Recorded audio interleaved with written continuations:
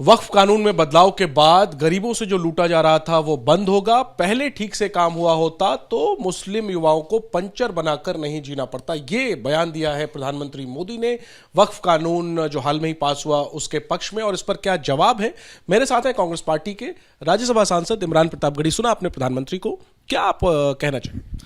देखिए, social media के troll जो भाषा बोलते हैं, कम से कम ऐसी भाषा का प्रयोग देश के प्रधानमंत्री को अपने भाषणों में नहीं करना चाहिए। ये बहुत शर्मनाक है, पंचर बनाते हैं।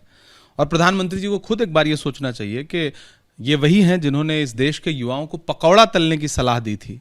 तो आज तो देश के युवाओं की वो स्थिति हो गई है कि ना वो पकौड़ा तलने लायक हैं, ना वो पंचर बनाने लायक हैं। और प्रधानमंत्री जी, जब आप मुसलमानों के संदर्भ में पंचर बनाने की बात करते हैं तो दरअसल ये दर्शाता है कि इस देश के मुसलमानों को लेकर के आपकी मानसिकता क्या है। नहीं, मुसलमान सिर्फ पंचर नहीं बनाते हैं, शहनवाज हुसैन पंचर नहीं बनाते हैं, मुख्तार अब्बास नकवी पंचर नहीं बनाते हैं। इस देश के न जाने कितने उद्यमी हैं जो सिर्फ पंचर नहीं बनाते हैं। और पंचर बनाना कोई गाली नहीं है, लेकिन आपका संदर्भ गलत है। तो कुल मिलाकर के प्रधानमंत्री जी को, मुझे लगता है कि किसी एक समाज को अपमानित करने के लिए इस तरह की भाषा का इस्तेमाल नहीं करना चाहिए।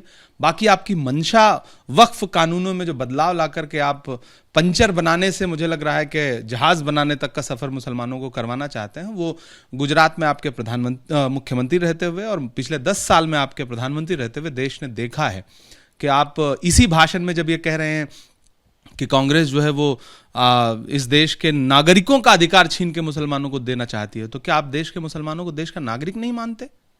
ये बहुत आपत्तिजनक भाषा है। देश के प्रधानमंत्री जी को सोचना चाहिए। ठीक है, लेकिन प्रधानमंत्री ने इसमें यह भी कहा है कि जो वक्फ की पवित्र भावना है उसका सम्मान होगा जो बदलाव हुआ है, और उसमें पासमंदा, पिछड़े मुस्लिम, विधवाओं, मुस्लिम बच्चों, इनको हक मिलेगा, उनका हक सुरक्षित होगा। ये असल सामाजिक न्याय है। ये प्रधानमंत्री ने वक्फ के पक्ष में दलील। प्रधानमंत्री जी को चाहिए कि पिछले 10 वर्षों में मॉब लिंचिंग के जितने लोग शिकार हुए हैं, आप उनकी लिस्ट उठा के देख लीजिए। वो सारे के सारे पसमानदा समाज से आते थे। तबरेज अंसारी से लेकर के, पहलू खान से लेकर के, अखलाक से लेकर के, इस देश में जुनैद से लेकर के जितने मॉब लिंचिंग के शिकार हुए हैं और उनको मारने वाले लोग कौन थे, उनके पीछे कौन से आनुषंगिक संगठन थे, देश जानता है। प्रधानमंत्री जी अगर ये कहते हैं कि वो पसमानदा समाज का भला करना चाहते हैं, तो इस देश में आपने बुनकर उद्योग को तबाह करके रख दिया है। बुनकर उद्योग से जुड़ा हर व्यक्ति पसमानदा समाज से है। भिवंडी हो, मालेगांव हो, इचल करंजी हो, बनारस हो, आपके संसदीय क्षेत्र बनारस में बुनकर समाज का व्यक्ति ईंट भट्ठे पे काम करने को मजबूर है। उसके पावर लूम बंद हो गए, उसके हथकरघे बंद हो गए। आपने जितने छोटे छोटे बिजनेस थे, पीतल उद्योग हो, बुनकर उद्योग हो, लकड़ी उद्योग हो, ताला उद्योग हो, जिससे आम गरीब तबका जुड़ा हुआ था मुसलमानों का, उस सारे उद्योग को आपने बर्बाद कर दिया। आपकी मंशा कुछ और है, कहना कुछ और चाहते हैं। देश के गृह मंत्री लोकसभा में खड़े होकर बात कुछ और करते हैं, बिल में कुछ और लिखा होता है। तो दरअसल आपकी कथनी और करनी में बहुत अंतर है। गृह मंत्री झूठ बोल रहे थे, माइनॉरिटी मिनिस्टर झूठ बोल रहे थे, लेकिन अब तो हद है कि प्रधानमंत्री जी ने झूठ बोलना शुरू कर दिया। और उनका एक ये कथन कि कांग्रेस का अब मुसलमान को अध्यक्ष क्यों नहीं बना देती, वही पूछने वाला था। उन्होंने कहा है कि अगर इतनी हमदर्दी है कांग्रेस को मुस्लिमों से, तो किसी मुस्लिम को अपनी पार्टी का अध्यक्ष क्यों नहीं बना? मुझे लगता है कि प्रधानमंत्री जी को थोड़ा इतिहास पढ़ना चाहिए। मौलाना आज़ाद से लेकर के, हकीम अजमल खान से लेकर के, डॉक्टर मुख्तार अहमद अंसारी तक कांग्रेस पार्टी के अध्यक्ष रहे हैं। दूसरी बात, आपको इस देश के मुसलमानों से हमदर्दी नहीं है, इसका मतलब आप बिल्कुल हमदर्दी नहीं रखते। क्यों? प्रधानमंत्री जी क्यों नहीं रखते?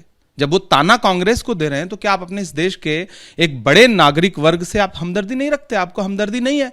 अगर हमदर्दी नहीं है तो फिर आप क्यों जाते हैं नागरिक सम्मान लेने के लिए तमाम इस तरह के कार्यक्रमों में? बोहरा समाज के कार्यक्रम में आप क्यों जाते हैं फिर, अगर आपको हमदर्दी नहीं है तो? और आप ये बात, इस देश के इतने बड़े पद पे बैठा हुआ व्यक्ति ये बात बोल रहा है, और आप मुझे बताइए कि कांग्रेस, तो आप कांग्रेस को उलाहना दे रहे हैं कि अध्यक्ष बना दे, 50% टिकट दे दे। आप एक भी टिकट क्यों नहीं देते हैं? आपकी कैबिनेट में एक भी मुसलमान मिनिस्टर क्यों नहीं है? क्यों नहीं है? आप देश को जवाब दीजिए इस बात का।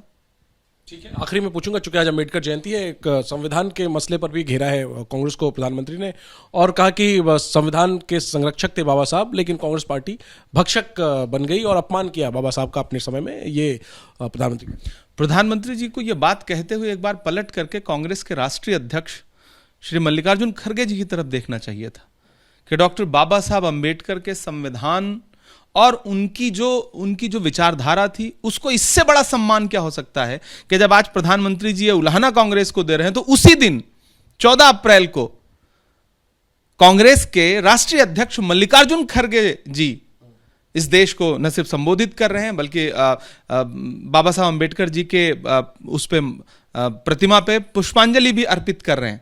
तो प्रधानमंत्री जी को मुझे लगता है एक बार पलट के देखना चाहिए कि इस देश के आदिवासियों के साथ, इस देश के दलितों के साथ, पिछड़ों के साथ उनकी सरकार में पिछले 11 साल में क्या व्यवहार किया जा रहा है, कितना उनको प्रताड़ित किया जा रहा है। देश ने देखा है कि मध्य प्रदेश में प्रवेश शुक्ला ने एक आदिवासी व्यक्ति के चेहरे पे पेशाब तक किया है, और भारतीय जनता पार्टी से जुड़ा हुआ व्यक्ति रहा है वो। तो प्रधानमंत्री जी जब इस तरह का आप उल्हाना दें, तो आप ये सोचेंगे कांग्रेस पार्टी ने इस देश में एक सिख को प्रधानमंत्री बनाया, एक दलित समाज के आने वाले बेटे को इस समय राष्ट्रीय अध्यक्ष बना करके रखा हुआ है। तो मुझे लगता है कि आपको इन सारी चीजों को देखना चाहिए प्रधानमंत्री जी। ठीक है, तो अम्बेडकर जयंती के मौके पर सियासी वार पलटवार का माहौल बन गया। प्रधानमंत्री ने जो कुछ कहा, कांग्रेस पर तंज कसा, उस पर पलटवार किया कांग्रेस के सांसद इमरान प्रतापगढ़ी ने। कैमरा पर्सन प्रवीण दीक्षित के साथ Jainendra, ABP news, Delhi. For exclusive and insightful videos, subscribe to our new channel ABP Live Premium.